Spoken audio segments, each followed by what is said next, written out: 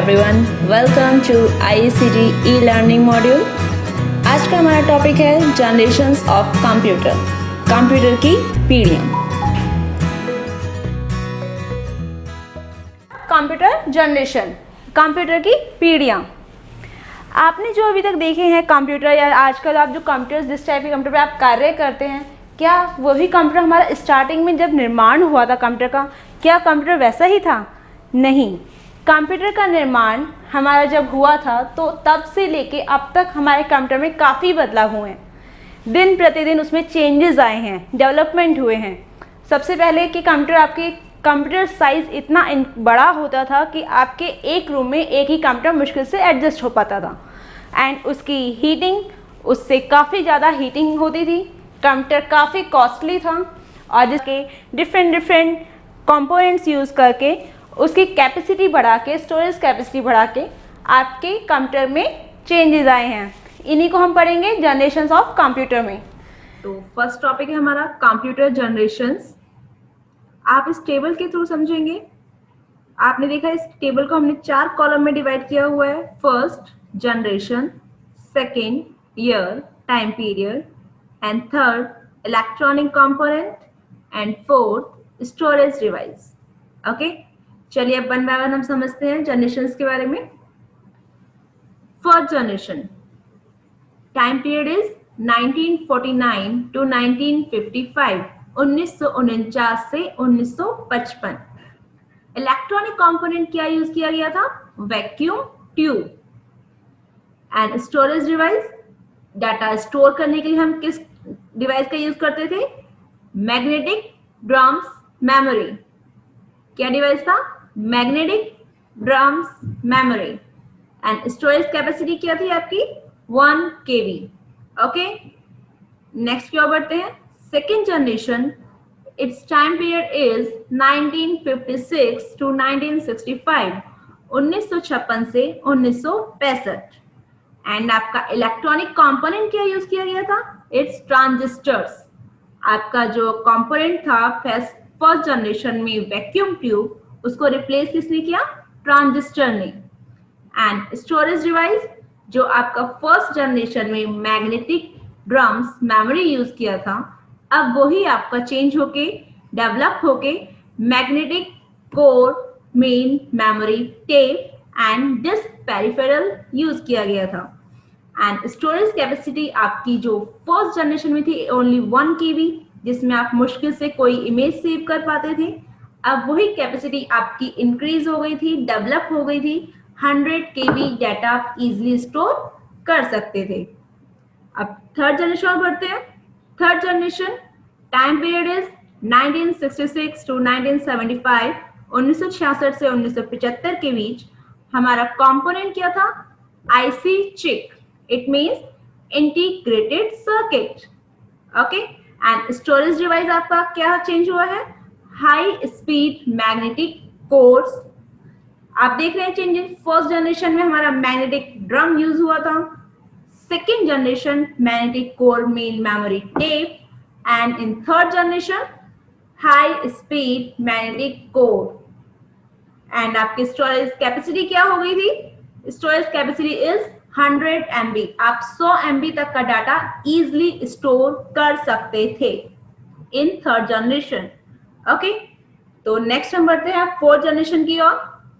Fourth generation time period is 1975 to 1989, 1975 से 1989 की ओर, जहां आपका इलेक्ट्रॉनिक कंपोनेंट यूज किया गया था LSI large scale integration and VLSI very large scale integration. And आपका स्टोरेज डिवाइस क्या यूज किया गया था? Semiconductor memory and Winchester disk. तो क्लियर है?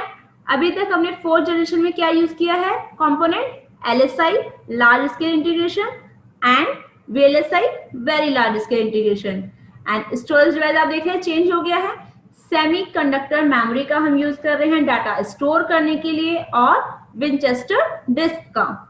जहां आपका थर्ड जनरेशन में आप 100 MB डाटा सेव कर सकते थे, अब फोर्थ जनरेशन में स्टोरेज कैपेसिटी बढ़ गई थी, इंक्रीज हो गई थी। आप इजिली 500-700 MB डाटा स्टोर कर सकते थे in 4th generation. And now last is 5th generation. 5th generation time period is 1989 to present. 1989 से अब तक जो टाइम पीरियड चल रहा है, जो चेंजेस आ रहे हैं कंप्यूटर में, वो आपके 5th जनरेशन के अंडर आते हैं। एंड इलेक्ट्रॉनिक कंपोनेंट जो यूज किया गया है is ULSI, ultra large scale integration. And storage device आपका यूज किया गया है सिंगल IC इन ULSI।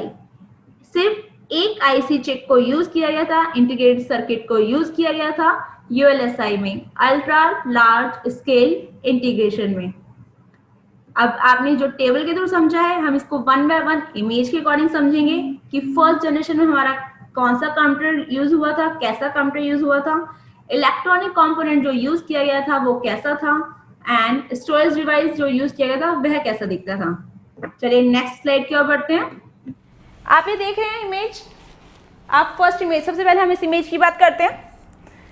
फर्स्ट जनरेशन कंप्यूटर आपके कुछ इस टाइप के दिखते थे, जिनका साइज काफ़ी बड़ा था, जो हीट बहुत पैदा करते थे, और एक कंप्यूटर ईजिली एक ही रूम में आ पाता था।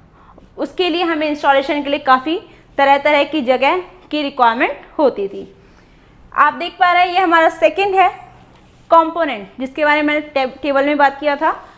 Electronic component is vacuum tube.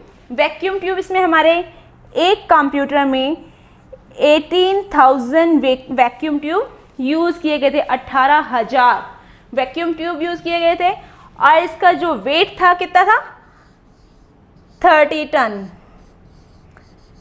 इसका वेट कितना था, 30 टन।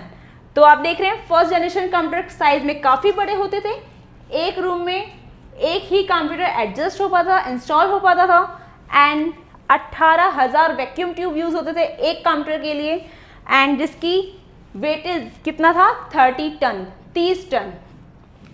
इस जनरेशन में आपके जो कंप्यूटर था काफ़ी हीट करता था। इस जनरेशन में वैक्यूम ट्यूब यूज़ होने की वजह से भी उसकी हीटिंग अत्यधिक दिन पे दिन बढ़ती जा रही थी। चलिए अब सेकेंड जनरेशन में बढ़ते हैं। आप देख पा रहे हैं फर्स्ट जनरेशन के अकॉर्डिंग सेकेंड जनरेशन की जो पिक है कंप्यूटर की काफ़ी अलग है। फर्स्ट जनरेशन कंप्यूटर से सेकेंड जनरेशन कंप्यूटर आपका ऐसा बदलाव आया, ऐसे डेवलपमेंट हुआ, इस तरीके से दिखा। एंड स्टोरेज डिवाइस आपका मैग्नेटिक कोर था, जिसमें मेमोरी टेप के लिए यूज़ किया गया था। डाटा को स्टोर करने के लिए हम लोग किसे यूज़ करते थे, मैग्नेटिक कोर को। और आपका ट्रांजिस्टर को रिप्लेस किया किसके थ्रू, वैक्यूम ट्यूब के लिए यहाँ पे आया ट्रांजिस्टर। ट्रांजिस्टर आपका क्या बना होता है, सिलिकॉन चिप, सिलिकॉन से बना हुआ इक्विपमेंट होता है, टूल होता है, और ये आपका डाटा को सेव करता था। स्टोरेज कैपेसिटी पहले से फर्स्ट जनरेशन से बढ़ गई थी, और आपके कंप्यूटर का साइज काफ़ी हद तक फर्स्ट जनरेशन अकॉर्डिंग डिक्रीज हो गया था। आपने अभी टेबल में समझा था कि आपका फर्स्ट जनरेशन का कैपेसिटी क्या था, storage capacity 1 KB, and second generation का 100 KB। ओके, क्लियर है आप सभी को। नेक्स्ट जनरेशन में बढ़ते हैं, third generation. First generation, second generation and third generation according आपका कंप्यूटर कुछ इस टाइप का दिखता था।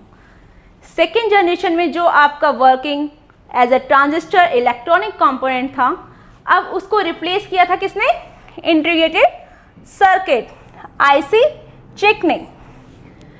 इस IC चिप को में क्या वर्किंग था, इसका प्रोसेसर में इजीली कार्य कर पाते थे, डाटा स्टोरेज कैपेसिटी बढ़ गई थी 100 MB, जो लास्ट आपका सेकेंड जनरेशन में 100 KB था स्टोरेज कैपेसिटी, अब यहाँ क्या हो गई थी 100 MB।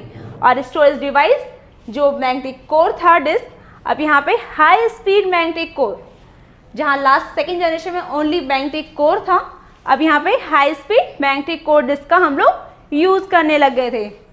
और इनपुट डिवाइस के तौर पे हम लोग कीबोर्ड का भी इंस्ट्रक्शंस देने के लिए और डाटा इनपुट करने के लिए प्रयोग करते थे। नेक्स्ट जनरेशन में बढ़ते हैं, फोर्थ जनरेशन।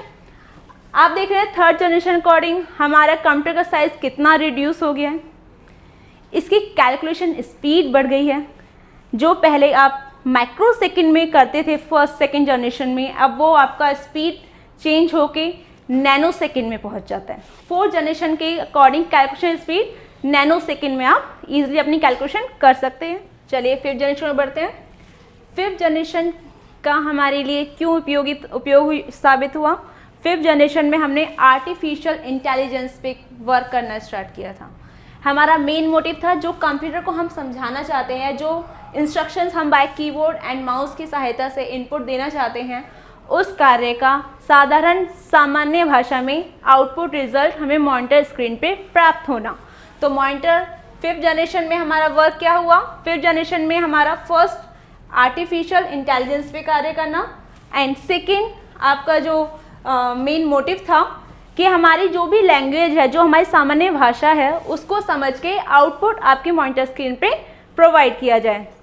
इसका कंपोनेंट क्या था? ULSI ultra large scale integration and आपका स्टोरेज डिवाइस क्या था? सिंगल IC इन ULSI। सिंगल IC चिप का यूज किया गया था अल्ट्रा लार्ज स्केल इंटीग्रेशन में। आज हमने कंप्लीट किया है जनरेशंस ऑफ कंप्यूटर की पीढ़ियाँ। अगले वीडियो में हम समझेंगे टाइप्स ऑफ कंप्यूटर के प्रकार।